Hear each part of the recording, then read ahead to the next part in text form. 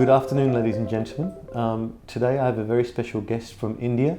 Dr. Jaijit Bhattacharya is here representing the Centre of Digital Economy Policy and Research, which is a think tank based out of India.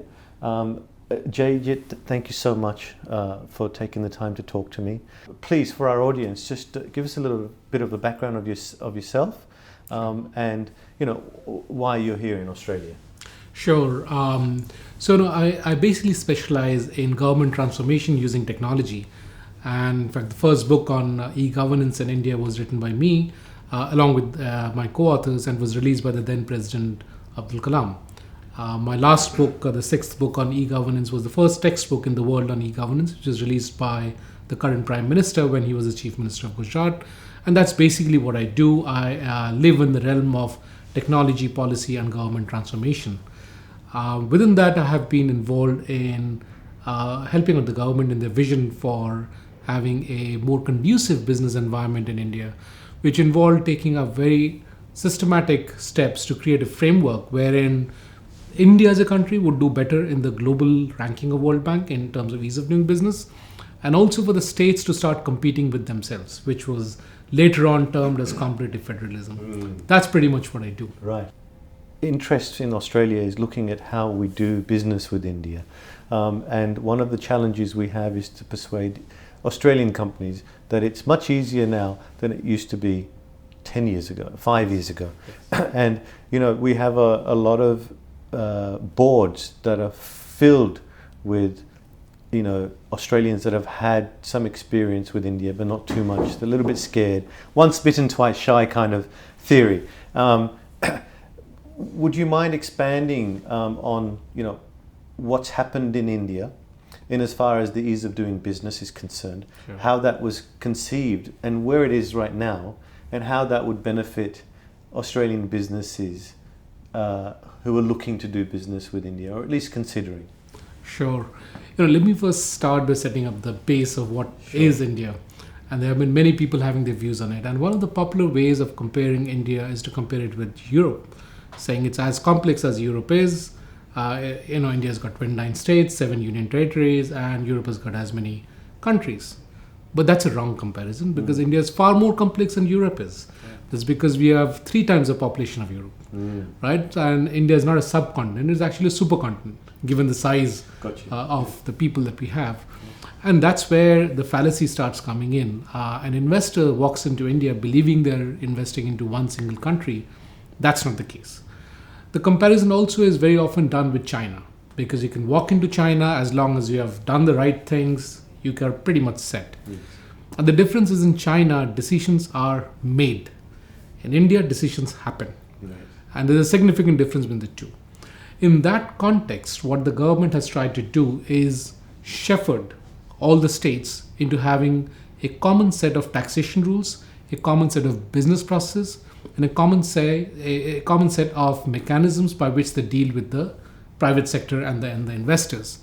And that's where the transformation has happened. If you compare India with Europe as an example, as of now, I don't think not having a conducive environment is a excuse that one can take anymore to not invest into India. India, frankly, at this stage is as conducive as it comes. Is as conducive as US is, as Brazil is, or as China is in that sense. As my previous role of being the head of economy and policy for KPMG India, we were tracking the regulations in India. We had 7,000 pieces of regulations that we were tracking for India. Wow. Can you guess the number of regulations we were tracking for US? 70,000. Really? 70,000 pieces of regulations that we were tracking in US. We understand US better, so we feel that US is less complicated. But guess what? In most cases and most disputes, US comes at the top and India doesn't. And India is a far more conducive environment. That doesn't mean that US is tough to do business with. All I'm saying is that India has become very easy to do business with. Unfortunately, what happens is that you've got small and medium enterprises landing up in India with the lure of the large market, and they want to do a quick buck, a quick deal, and they end up talking to the wrong set of people. Right. And since they don't have the wherewithal to do multiple trips, they quickly sign up a deal in the first 1 or 2 trips, And then they come back and realize that those were the wrong deals, and then they think that India does not work, and the message spreads. Yes. India is a place where you learn. You must be ready to learn. You must be patient. And you would have heard that umpteen number of times. Absolutely. I have to repeat it because truth doesn't change. No, absolutely. And that's what the truth is. You need to be patient. You need to learn. You need to go through a runway. And only then you can start flying in India. And if you try to accelerate the process, you'll end up burning your fingers. Yes. Yes, yes.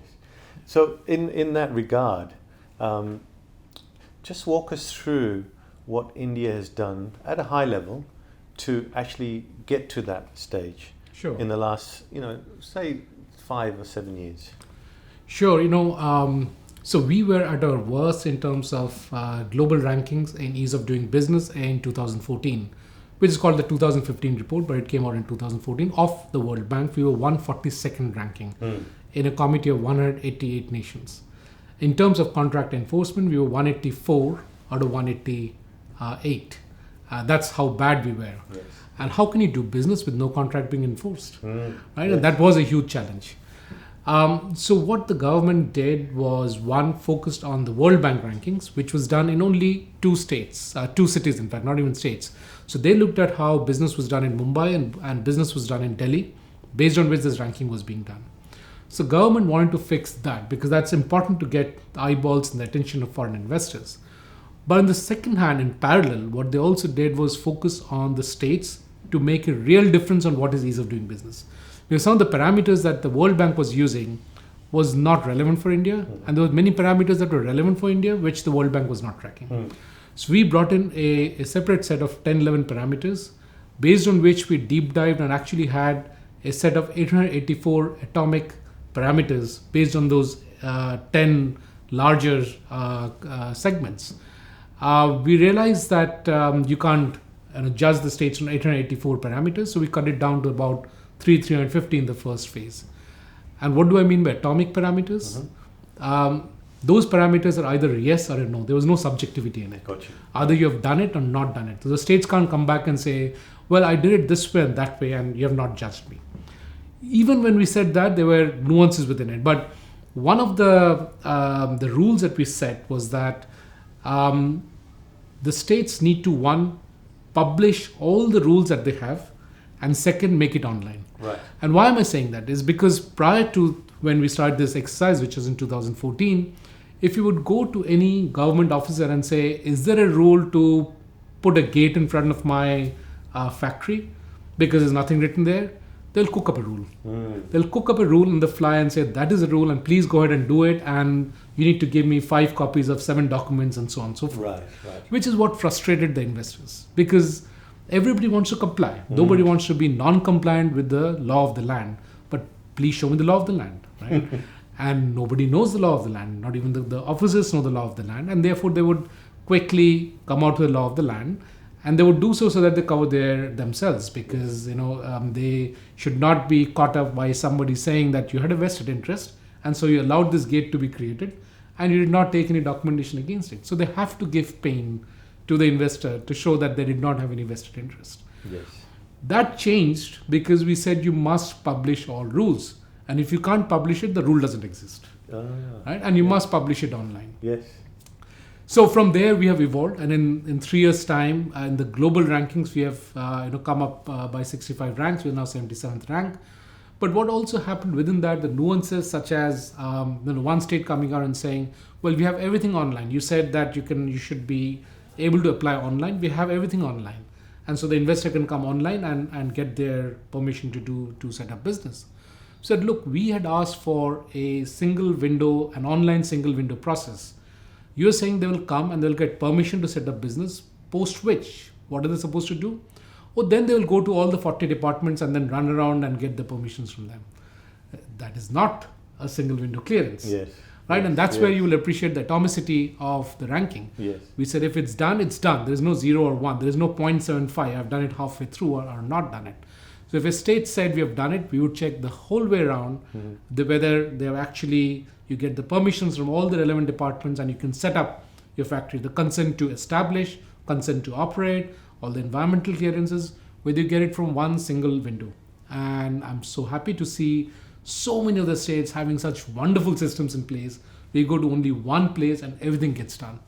And in the back end, they've done a whole bunch of business process reforms. In one state, they've got the representatives of all the departments sitting in one building. Right. Unlike in most other governments where they sit in their own departmental buildings, several kilometers apart, they all sit in one place. They take a decision every day whether they have to give an approval to an investor or not. And once you file your case, it's the government which chases you up. You don't need to chase it. Right. They will chase you up and say, have you submitted this document? If not, let me help you submit it. Right? I'll work with you, I'll sit with you, and I'll get it done. Wow. Which is a tremendous change that has happened in the last 3 years since we started this process. This was actually being driven by DIPP. Okay. And it was a DIPP initiative. In fact, it was started by Mr. Amitabh Kant when he was the secretary of DIPP, and then it was taken forward by Mr. Ramesh Abhishek, who then took over from Mr. Amitabh Kant. Yes. And subsequently, Niti Aayog has been very, very supportive of this entire process.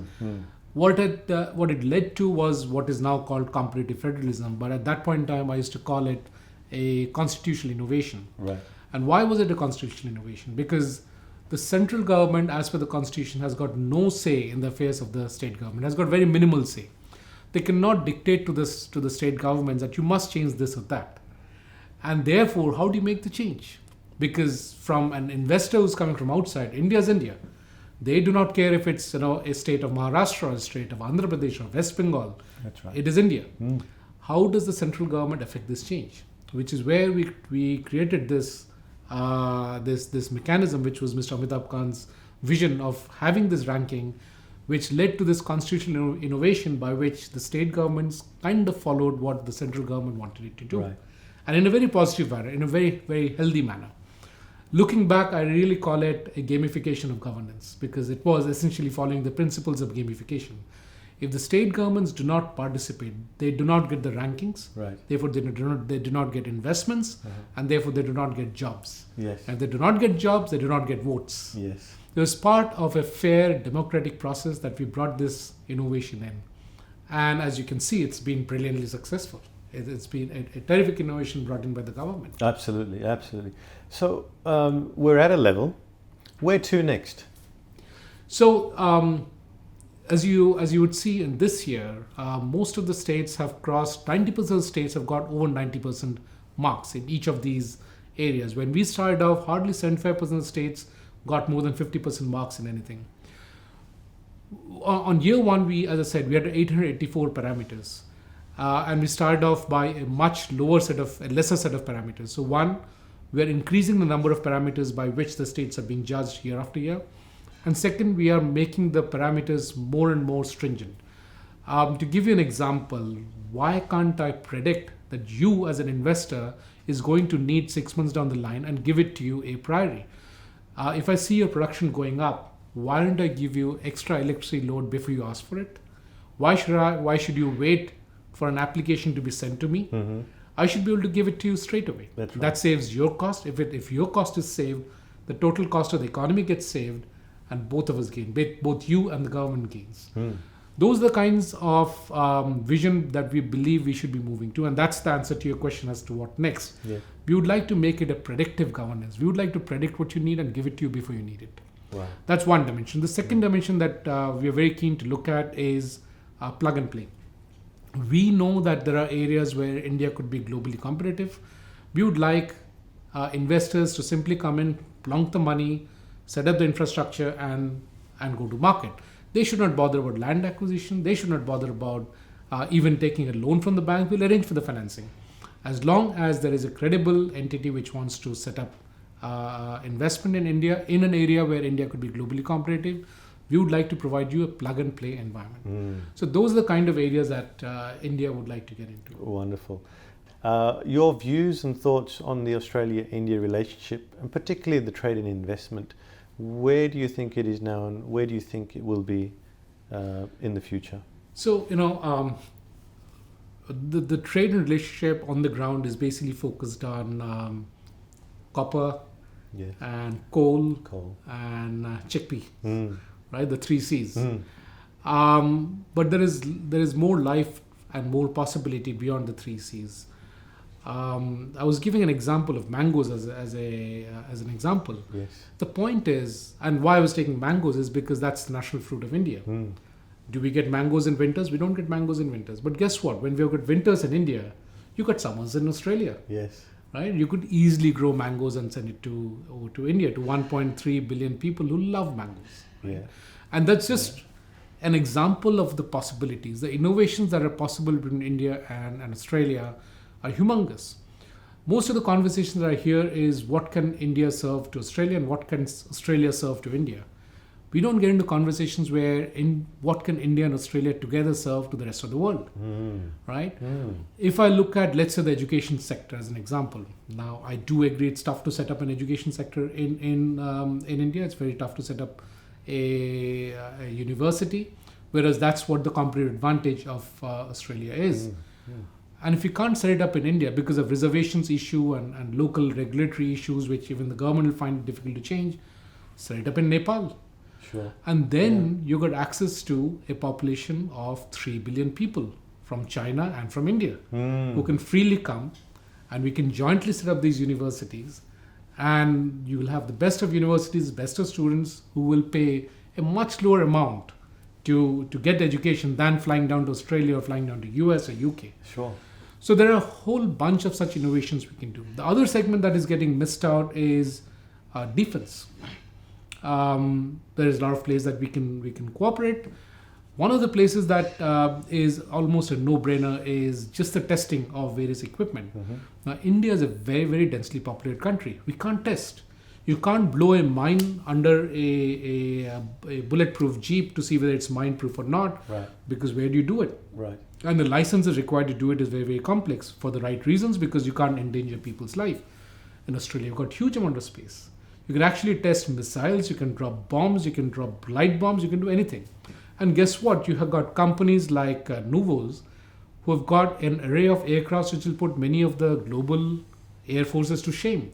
What they have in terms of the number of aircrafts and the variety of aircrafts, the sheer firepower that they have in order to test is far superior to many of the air forces in the world. So defense clearly is one place that we can cooperate in. Agriculture is much talked about, but the dimension I was talking about, the complementarity between education in agriculture is another area. Education, again, not just serving India, but together serving the rest of the world is another area we can look at, because we can manufacture professors far faster than what Australia can. Yes, faculty is very important. Faculty is extremely important, and therefore we can do that together. And I purposefully use the word manufacture because we can actually start training AI systems and ed tech, education tech. Together we can build these technologies which can then rapidly train people globally. Yes. And therefore that's the context where I was using the word manufacture. Right. So we manufacture artificial intelligence which can then go and teach people, because in today's world you need rapidly evolving education. It'll be very difficult for just human faculty to cope up and be able to teach. And therefore, we need to start moving into the other mechanisms of teaching. Absolutely. And that's where this becomes a very, very vibrant cooperation. And I can go on in various aspects, infrastructure, waterways, every aspect of water,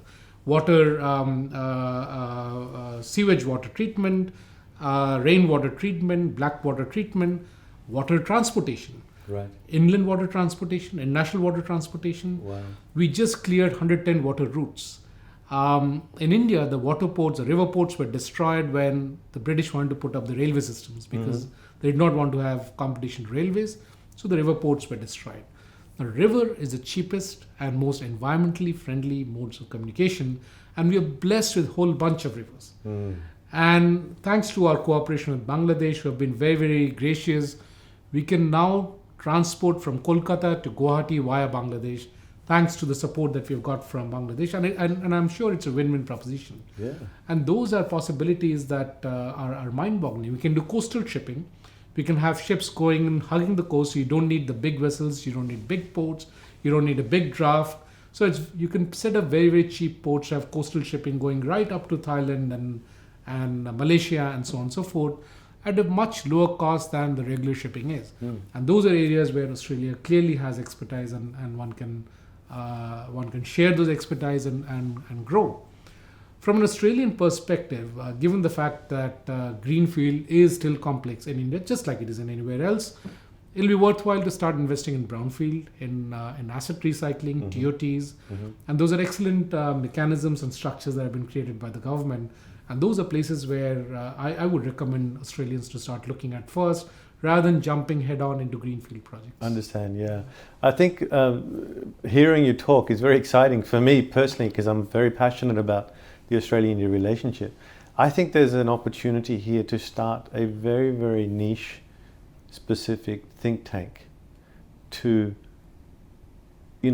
mull over these ideas and many others by bringing together some very good, smart people like yourselves into this group. And maybe that's food for thought. But on that note, I really appreciate you talking to us, Dr. Bhattacharya. It's my pleasure. Thank you so much. Thank you. Thanks Appreciate for having it. me here. Pleasure.